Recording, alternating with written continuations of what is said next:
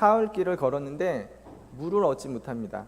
그러던 중 마라란 곳에 이르렀는데 그곳은 물이 써서 마시지 못하므로 그 이름을 마라 곧 쓴 것이라 이름 지었습니다.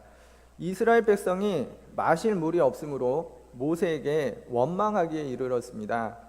이에 모세가 하나님께 부르짖더니 하나님이 한 나무를 가리키시고 모세가 그 나무를 물에 던지니 물이 달게 되어 사람들이 마실 수 있게 됩니다.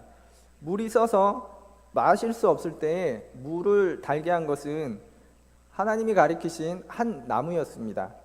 여기서 한 나무란 잎이 무성한 큰 나무일 수도 있고 그 큰 나무의 한 가지일 수도 있고 아니면 땅에 굴러다니며 사람들의 발에 이리저리 치이는 그런 나뭇가지일 수도 있습니다. 그래서 상상을 해봅니다. 그 나무는 어떤 나무였을까? 저는 아마도 그 나무는 땅에 뒹구는 작고 초라하고 마른 나뭇가지가 아니었을까 생각해 봅니다. 이 작고 초라하고 말라비틀어진 나뭇가지는 항상 잎이 무성하고 싱싱한 나무와 그 나무의 나뭇가지를 부러워했을 것입니다. 잎이 무성해서 사람들에게 그늘을 제공하고 때가 되면 먹음직스러운 열매를 맺는, 그래서 사람들에게 인정받고 칭찬받는 그런 나무 말입니다. 마른 나뭇가지는 자기도 언젠가 그런 날이 오겠지 상상해보지만 자기 현실은 너무 막막합니다. 자기를 뒤돌아볼 때 지난 시간에 너무 후회가 많고 지금 자기의 처지를 보면 몹시 하찮고 보잘것없게 느껴집니다. 그 나무는 이렇게 종알거립니다. 나는 아무것도 할 수 없어. 나는 참 바보 같아. 나는 왜 이렇게 못났지? 이렇게 하루하루 살아가던 마른 나뭇가지를 어느 날 한 손이 가리킵니다. 그 후 이 나뭇가지는 물에 던져지고 사람들이 마실 수 없던 쓴 물을 달게 하고 사람들이 마실 수 있게 하는 그런 귀한 나무가 됩니다. 보잘것없고 아무것도 할 수 없었던 마른 나뭇가지를 쓸모있고 존귀하게 변화시킨 것은 그 나뭇가지를 가리킨 한 손이었습니다. 그 손은 하나님의 손이었습니다.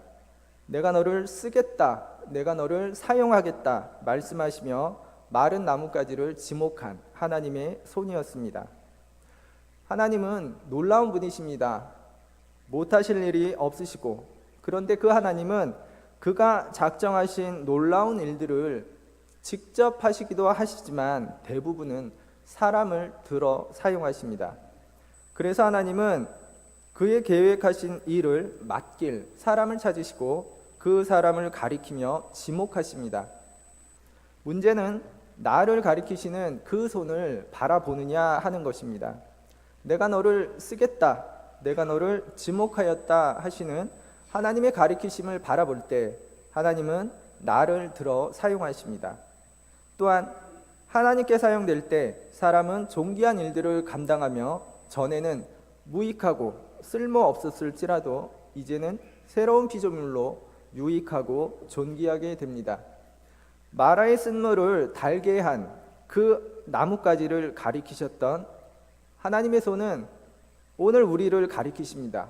그리고 우리의 삶이 풍성하고 열매 맺는 나무이든 아니면 땅에 떨어져 사람들의 발에 치이는 나뭇가지이든 그것은 중요하지 않습니다. 우리가 진정 존귀해지는 것은 하나님이 우리를 들어 사용하실 때이기 때문입니다. 하나님은 우리에게 믿음을 주시는데 그것은 마치 우리를 사용하시겠다고 말씀하시면서 가리키시는 하나님의 손과 같습니다. 그 손을 바라보고 부여잡을 때 나는 존귀한 주의 자녀로 회복됩니다. 그리고 하나님이 작정하신 일, 하나님이 계획하신 일, 곧 구원, 생명을 살리는 일에 나를 사용하십니다. 또한 마라의 쓴물에 던져진 한 나무는 예수 그리스도를 생각나게 합니다. 우리가 사는 이 세상은 포악이 넘쳐나고 그로 인해 마치 마라의 쓴물과도 같이 사람들이 마실 수 없게 되었습니다. 그러나 예수 그리스도가 그 쓴 물인 세상에 자기 몸을 던지심으로 그 물이 달게 되었고 이제 우리는 마실 수 있게 곧 살게 되었습니다. 하나님이 세상과 구별되게 교회를 부르신 이유는 바로 그리스도의 던져지심과 같이 그리스도의 발자취를 따라 살아가게 하려 하심입니다. 이것은 교회의 목적입니다. 그러므로 교회는 마라의 쓴물과 같은 곳에 던져져야 합니다. 그리고 써서 마시지 못하는 물을 달게 하여야 합니다. 세상이 악하다면 그 악한 세상에 던져져 사람들을 살려내는 그 일을 감당해야 합니다. 하나님은 이 일을 감당케 하려고 여러분을 하나님의 자녀로 회복시키시고 먼저 존귀하게 하셨습니다. 여러분은 존귀한 주의 자녀입니다. 하나님이 가리키신 한 나무입니다. 그러니 기억해야 합니다. 하나님이 먼저 여러분을 자녀 삼으시고 존귀하게 하신 이유, 곧 하나님께서 여러분을 가리키시고 지목하여 교회 공동체로 부르신 이유 말입니다. 그것은 쓴 물과도 같은 세상을 달게 하여 사람들이 마실 수 있는 세상으로 변화시키기 위함입니다. 지금 우리가 살아가는 세상도 마치 마라의 쓴물과도 같습니다. 물론 우리가 살아가는 세상은 아름답습니다. 풍요롭습니다. 사랑이 가득합니다. 그러나 하나님이 창조하신 아름다움은 사람들의 죄로 변색되었고 세상의 풍요는 모두에게 그러하지 못합니다. 우리가 사랑이라 부르는 것도 소수의 선택받은 사람들 혹은 좁은 의미의 우리에서 그칠 뿐입니다. 사람들은 더 이상 초라하고 값없어 보이는 것에 관심이나 사랑을 주지 않습니다. 야고보서 2장 2절에서 3절 말씀처럼 회당에 금가락지를 끼고 아름다운 옷을 입은 사람이 들어오면 특별한 호의를 보이고 좋은 자리에 앉으라 권하지만 남나한 옷을 입은 가난한 사람들이 들어오면 거기 서 있든지 밑바닥에 앉든지 신경 쓰지 않습니다. 여러분, 오늘날 교회는 어떻습니까? 제가 새벽 설교에서도 난민 이야기를 자주 합니다. 그 이유는 난민을 대하는 태도가 오늘 우리의 모습이 어떠한지 단적으로 알려주기 때문입니다. 작년에 제주도에 온 예멘 난민들은 큰 이슈가 되었습니다. 난민이란 뭘까? 국가는 자국민의 인권을 보호할 수 있어야 합니다. 그런데 난민은 전쟁, 종교, 차별 등의 여러 이유로 박해를 받고 국가가 이를 보호하지 않거나 그럴 만한 능력이 없어 피난을 떠난 사람들입니다. 우리나라는 난민과 관련이 깊습니다. 한국은 유엔이 설립된 뒤 최초로 난민 구원 지원을 받은 나라입니다. 한국 전쟁 당시 600만 명이 넘는 피난민이 발생했는데 우리나라가 국내 실향민이라 부르던 피난민들을 유엔 난민 기구가 난민으로 분류했기 때문이었습니다. 그러나 그러한 은혜를 받았음에도 우리나라는 난민에 대해 매우 까다롭습니다. 1994년부터 2016년까지 한국에 난민 자격을 신청한 사람은 22,792명이라 합니다. 그중 1994년부터 2001년까지 단 한 명이 2017년 말까지는 총 672명이 난민 인정을 받았습니다. 비율로 따지면 약 3%입니다. 이는 전 세계 난민 인정률 38%의 10분의 1에도 못 미칩니다. 아시아 최초로 난민법을 제정했다고 박수를 받은 대한민국의 현실입니다. 지금 이 순간에도 인천공항에는 70일째 구금된 앙골라 난민 루렌도 가족 6명이 있습니다. 이들의 입국 허가와 난민 신청 권리 보장을 위한 법적 싸움이 시작되었습니다. 아프리카 국가 앙골라가 콩고 출신 이주민들을 탄압하자 콩고 출신 루렌도 가족은 지난 12월 28일에 한국에 들어왔습니다. 그러나 정부는 입국을 불허하고 정식 난민 심사를 받을 기회조차 박탈했습니다. 루렌도 가족은 인천공항에서 70일 동안을 버텨왔습니다. 여러분 그거 아십니까? 예수님도 난민이셨습니다. 천사가 밤에 경고함으로 요셉은 아기 예수를 데리고 이집트로 피난길을 떠납니다.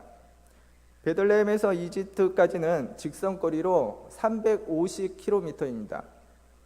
황량한 사막과 광야를 지나며 그 먼 길을 가던 요셉과 마리아 그리고 아기 예수, 그들의 심정이 어떠했을까 생각해 봅니다.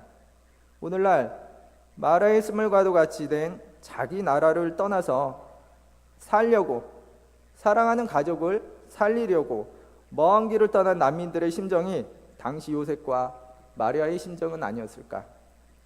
그들이 살던 곳은 마라의 스물과도 같았습니다.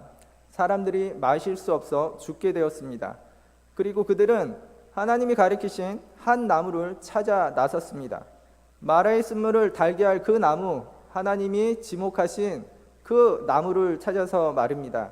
그런데 하나님이 쓴 물에 던져지라 가리키신 그 나무가 쓴 물에 던져지기를 거부해서는 안 됩니다. 하나님이 자기를 가리키신 이유를 잊어서는 안 됩니다.